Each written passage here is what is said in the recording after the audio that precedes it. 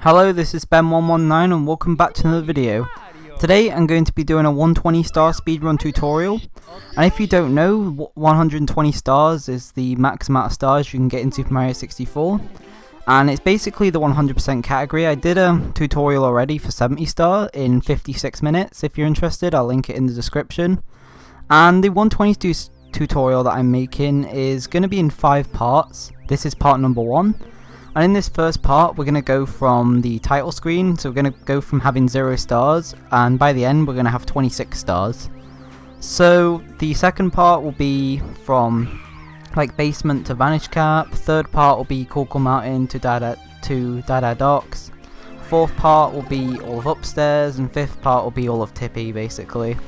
So it's going to be in 5 like fairly equal parts, and that's just so I could record it easier because I didn't have to make as many mistakes, because I tried recording it in one go and I made like so many mistakes it wasn't even worth uploading. So yeah, I'm just going to talk a bit about the gameplay now. So as you can see, I just did Lakitu skip. The strats in this 120 tutorial are going to be more advanced than the strats in the 70 tutorial. I tried to keep it as beginner friendly as possible, but while making this I found it really hard to find a balance with what to include and what not to include. Because in 120 star there is a lot of strats that I thought may have been too hard, but I included them anyway just because they save a lot of time. For example, in Dada Docks I decided to do the no poles red coin route, and that's just because doing it with the poles loses like over a minute, so it's not really worth doing. As you can see, I just did bomb clip. I didn't include that in the 70 star tutorial, but I decided to put it in the 120 tutorial just because if you're running 120 I'm pretty sure you'd be confident doing things like bomb clip, because 120 is a pretty difficult category. If you don't know that already, it is, so be warned going into 120. But it's not too bad once you follow this tutorial, and you should be fine with a lot of stuff, especially if you've ran 70 before. You should be familiar with a lot of stars.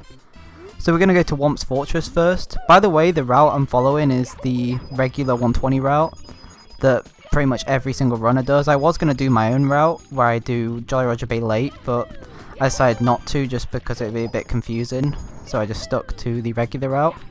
So we're going to start off with Womp's Fortress 100 first because it's a bit of an inconsistent star if you're new. I'm not going to go for half cycle. I could have easily got half cycle, but I decided just to go for regular cycle on this example just to show that you don't need to go for like hard strats to get a good time. Half cycle only saves like 5 seconds to be honest over normal cycle. If you can get half cycle consistently, I'd recommend doing it, but if you can't, don't worry, just do regular cycle like that, you'll have plenty of time. Also, I don't go for like Owless, I don't go for Ship Clip in Jolly Roger Bay. There's a few other things I don't go for. I don't do Shigeru Cycle in Dark World. There's a bunch of other things I don't do, but yeah. It's just to show that you can still play good and get a good time, because the thing is with 120, it's a much different category to like 70 and 16 star because of the length of it. It's like almost 2 hours long, so to get a good time in 120 you basically have to rely on good movement and consistency, but with 70 star in order to get a good time you kind of have to rely on like small time saves and strats, and that's how you get a good time in 70 star. But with 120 you do have to obviously use strats and things, but nowhere near as much so as in like 70 star. So I'm not sure if I said this already, but the final time of this run was a 152, which was really surprising to me because I honestly thought this would end up being like a 158 with the tricks I was doing and the movement, but it ended up being a really decent time, and it ended up only being like a minute and a half off my personal best, which is pretty crazy recording this. So I just did cannonless right there. So in order to do cannonless, you basically have to grab that ledge there on the right, backflip, punch, and you basically turn the camera, ledge grab, and if you do it all just right you'll end up grabbing the star through the wall. So that's how you do cannonless. I didn't really explain it that well there, but if you want to have a more in-depth tutorial for it, then look it up, because there's loads of good cannonless tutorials, because it's one of the main tricks in Super Mario 64. Maybe I should explain the tricks more because I've been talking more about the game, but that's just because it's Womp's Fortress. And Womp's Fortress is pretty self-explanatory with a lot of things, especially that 100 coin, because with a lot of the stars in 120 star, the reason why it's so movement based is because of all the 100 coin stars. A lot of the 100 coin stars are about 2 minutes long, 2.5 minutes even, some of the longer ones. So you're going to be spending most of your time just moving around the stage and diving and long jumping. So if you're good at that, obviously you're going to save a lot of time. But the thing is, with like 70 star, there's a lot of stars that require just doing a strat or doing fast movement in like one go. With 120, it's basically about just not cracking under the pressure and being able to just keep up a good run and being able to actually just remember everything as well, because there's a lot to remember. So star order, that's something else I want to talk about, because star order does matter in some stages. So as you've noticed here, I left the tower till second to last, and that's because on the N64 version the tower lags the stage a bit. So obviously if you do it like second to last or even last, then it will save you time. The reason I did it second to last is because I'm doing the owl star last, and the owl star only spawns after doing the tower star, but if you do owlless, then you can do the tower last and save a little bit more time. Another reason I didn't go for owlless is because if you miss it once, it doesn't save any time, and even if you do get it, it only saves like 3 seconds. But the thing is, if you just practice movement, you can end up saving like multiple minutes. But if you just practice like a 3-second strat, you're gonna end up wasting your time. Like if you implement owlless once you're good at 120, then that's fine. But as you can see, I ended up with a 617 womps, and that was without owlless, and that was without half cycle 100 coin. So that's a pretty decent like womps time, considering, in my opinion. Because like my average womps time in like 70 star is like 610, and it just shows that movement is so important. So obviously I'm going to go to Joy Roger Bay next, because that's the next level in the route. And a lot of people find this stage really boring, but there is a lot to this stage, especially if you're playing an N64, because there is lag reduction. I didn't really go over lag reduction in this video, because I'm playing on emulator, and I always play on emulator. But I will mention a few things when I come up to them, because I think it's important, because I know there's going to be people playing on N64, and lag reduction can save you a lot of time. So doing Aquarium. Aquarium's pretty self-explanatory, it doesn't really need explaining. Basically just swim and try and cut the corners, and obviously make sure not to drop swims. When I say drop swims, when you drop an input, it's basically when you press the button before you're able to press it, or when you press it too late. And obviously if you do that, then you'll obviously lose speed on your swims. Like when you're turning corners or during cutscenes, it is hard to keep up that momentum. Something I recommend doing is if you're doing a run, I wouldn't recommend talking or swimming, because you'll end up making mistakes, because you have to concentrate on the swimming pretty much, because you have to keep timing swims like almost frame perfectly in order to keep your speed up. So we're going to enter Joy Roger Bay. And I like to do a little jump kick there, and I like to do long jumps off the cannon platform. I know you can do like another long jump at the start, but I find the jump kick is more consistent for beginners, so I decided to keep doing that, plus that's what I'm used to doing anyway. So I'm going to go for the cave star first, and that's because if I do the ship star, then on the next star the ship will be above water, and that causes lag. So obviously if we do this star first, it'll be easier and we'll get less lag, so we'll save time. So you just want to enter the cave, try not to get hit by those things falling down. I went a bit outwards. As soon as I entered the cave, I went forwards, like past the first falling stone. I know you can do like a sharper turn, but I decided not to because it's really easy to get hit. But it doesn't really lose much time dodging by going all the way around. So there you go. That's the chest star. Gonna do the ship star now. So there's a trick you can do. You may have seen it before, done by like a lot of top runners, and it's called ship clip. And basically it's where you clip into the ship and you skip having to lure the eel out of the ship. It saves, I'd say, about 10 to 15 seconds. It's probably closer to 10 if you can't do insta clip. And it's not really worth it in my opinion, because it's not needed. Like you can just swim next to the eel, swim round, and then you can go in the hole. And it barely loses time, and obviously it's going to be way more consistent because of that. Also, when you're swimming to the edge of the ship, be careful not to get clipped down by the ship, because that can sometimes happen. So when you're swimming back around, try and keep a little bit away from the ship like I did there. Because if you swim too close to the ship, you'll sometimes get down warped, because this level's really weird. Something you can do there that I just slightly missed is you can swim into that wall there. And then when Mario comes out of the water, you can slide down part of it, and if you time it right, you can do like a jump ground pound underneath the box before the water's drained. It's not necessary, and it's just a little time save. but I didn't get it in the end. Right, so we've done that star now, so the ship is now above water. So if you're playing on N64, I know that you need to be holding like C left, because it will reduce you a lot of lag. I don't know too much about the lag reduction, but that's just one of them that I know about, and I know that the ship is very laggy. And the area with the coins leading up to the ship can cause you a lot of lag, so you're going to need to turn the camera facing the side. And that Jetstream star there, you may have been confused if you've never seen a speedrunner get that star, but basically if you just swim into that Jetstream at full speed, and you just swim perfectly into it, you can get the star without using the metal cap. And obviously getting the metal cap slow, because we have to go all the way back here. We'd have to save this level for later, and it's just not very convenient to do. Because in the end, we actually don't even get the metal cap, because we can get the metal cap star without having to even activate the metal cap, because, yeah, you'll see later. So now I'm doing Joyride Bay 100 coin, because this is the most convenient time to do it. Like I was saying about star order, technically you could do the eel star now, but if you do the eel star now, on the next star the eel will be swimming around in the water, and obviously you don't want that, because he can get in the way when you're swimming around for these red coins, and for this ring of coins you can get hit by the eel.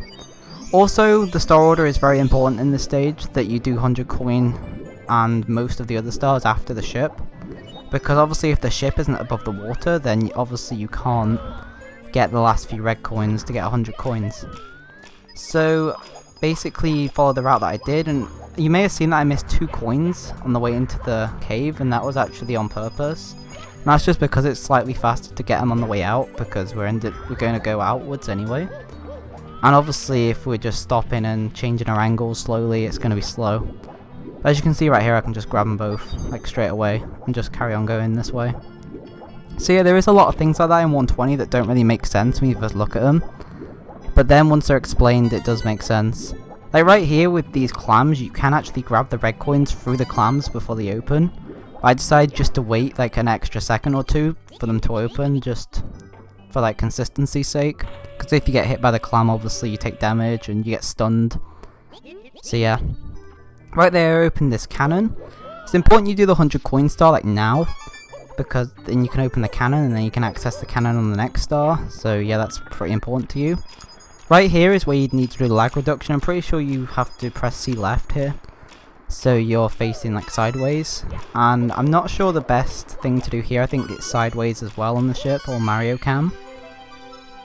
But yeah, that's all I really know about that. I don't know too much about lag reduction, so sorry about that. So here we go, we got the 100 coin star. Now I think there's only 104 coins in this level, so you can only miss 1 coin in this route, so it's pretty strict, so make sure you only miss 1. So right near the end you saw I missed 1 coin, and that's the one I missed. I know with some 100 coin routes you can miss quite a few, but with some you can only miss 1, and I think with like Hazy Maze Cave you can't miss any. And Shifting Sandland you can't miss any, so you gotta be careful with that, but with some you can miss quite a few. So the reason I opened the cannon is so that I can get this box star here. And if you do miss this cannon shot, you can go for the eel star as a backup and lose pretty much no time. So don't worry too much if you miss it, but obviously if you miss it a second time you're going to lose quite a bit of time. So one more star in Joyride Bay, and surprisingly it went quite fast. I remember Joyride Bay used to take me forever when I started this, but this stage only takes about 8 minutes. I was going to include splits in this video, but in the end I decided not to. I don't know why I didn't in the end. I just thought it would take up too much space and it'd be a bit confusing for new players. But if you just look at the timer, you can see the timer at the end of each level, so you can kind of tell the pace, and 14 Joyride Bay is pretty good. I think that's what you should aim for, having a 14-minute Joyride Bay time when you're starting off in 120 star. It's like a nice little goal. And it means that you can probably get sub 2 quite easily if you can get sub 15 Joyride Bay. So there we go, we got 14.20. That's pretty decent, I think. I could probably get like a 14.10 if I was doing like normal strats or even sub 14. There you go, that's the end of Joyride Bay. So next in the route we're going to be doing slide, then wing cap, then the second slide. So I'm going to do that now. Also on the eel star, I didn't really I think I might have mentioned it, but I held C up while the eel was going out, and that's so I could see the end of his tail. And as soon as the star was in view, I started swimming. That's a really good way of timing the swim. Because if you don't do the C up, it can be confusing and you can swim too early and take damage, and it's a bit of a nightmare if that happens because you can end up dying, and obviously you lose a lot of time if you die from drowning. So there we go, we just did the slide. I'd aim for sub 13 seconds on the slide. I think that's pretty decent if you can get sub 13. Even if you end up getting like 13s, it's not too bad. Like, as long as you can do that trick fine, then you're okay. Like, that slide trick is pretty self-explanatory. You just have to get back with momentum from going into the wall, and then you just have to jump off. With the wing cap stage here, I was thinking, should I go for the early 2 reds, and I did go for it. And even if you miss the early 2 reds, you can then get them on the way round, the other way around.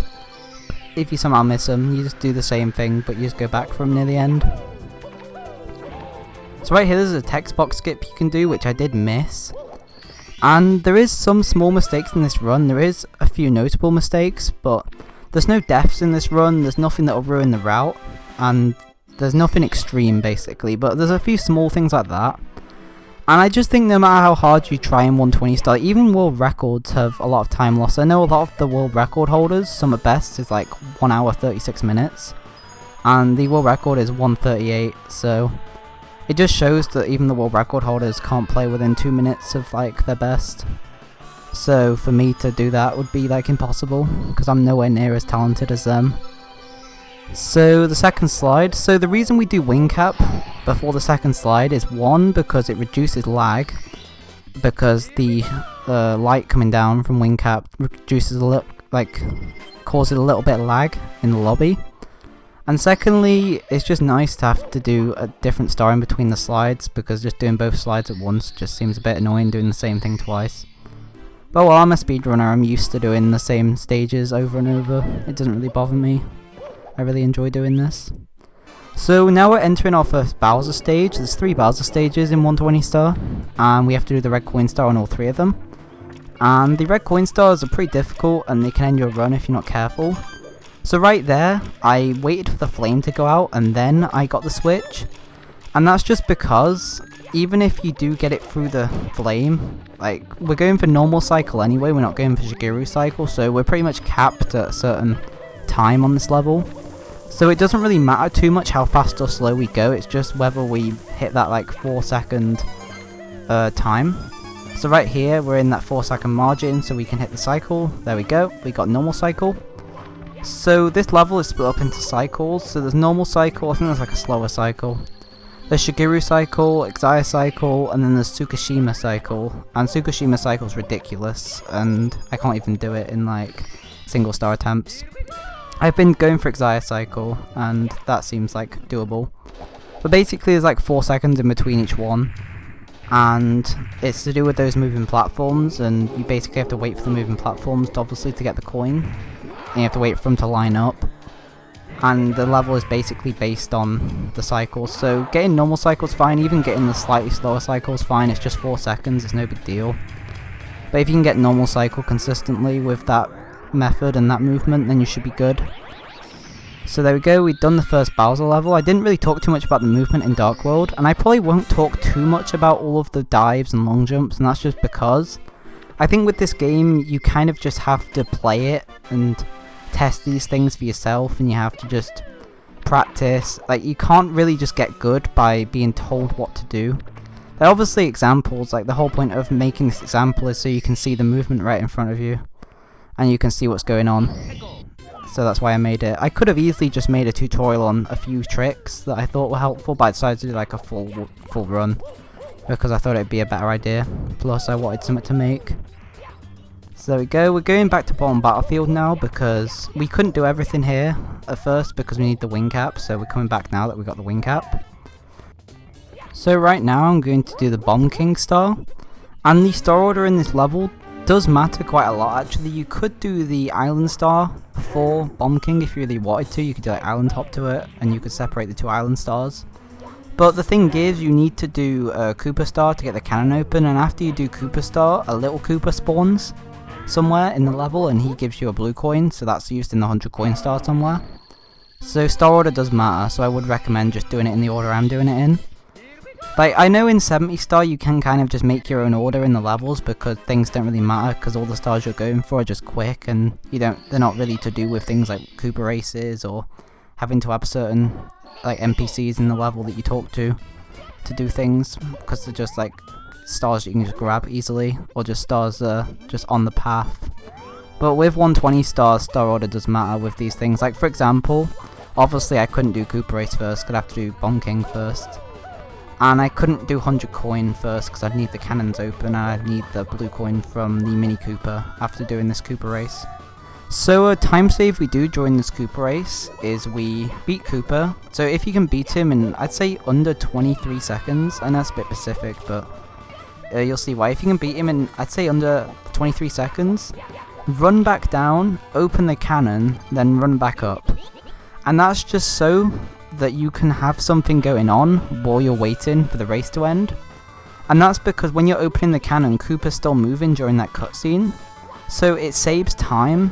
Because say if I was just opening the cannon normally at the start of like the next star, like it would just lose time because I'd be doing nothing. I'd just be standing there going out of my way to open the cannon, then I'd carry on. But if I finish the race, come all the way down, open the cannon, and then go all the way back up and still beat him, it doesn't lose any time. As long as you get back to the top before Cooper gets to the top, you're completely fine. Even if you lose like 2 or 3 seconds, like Cooper's already up there, you lose like 3 seconds, 5 seconds, it's still faster than opening the cannon on a separate star. And yeah, it's just because Cooper moves during the cannon opening cutscene, so yeah. I'd highly recommend doing that. It's really satisfying as well when you're first learning it. And it's a really cool thing that is in 120. There's loads of cool things in 120 that I like just like that. So the next 2 stars we're going for is we're going for the Island Star, which is a star that we do in 70 star. We're going to do Sky Jump. So basically you kick up the slope, I'd say about 5 times, then slide down and do a triple jump. And it's slightly harder than the 70 star because the cannon's already open. So you have to jump kind of over the hole in the cannon. I'm not sure if you noticed there, but I ended up hitting the side of the box and falling off the island.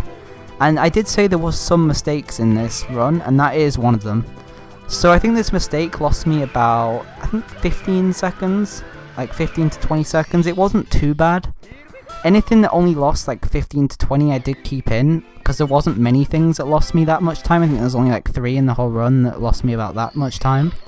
But anything like deaths or anything which lost me more time than that, I just redid the segment because I didn't want anything major. Basically that's just an example of what not to do. Just make sure that you go underneath the box or you land on the island first and then get the box. If you're really not confident going for this jump, then you can always just use the cannon because the cannon's open anyway, so you can just easily use the cannon and not lose too much time. But I would recommend doing this obviously because it's not that hard of a trick, and if you do it twice it saves you time. That's another instance of time saving 120, tricks that you do twice.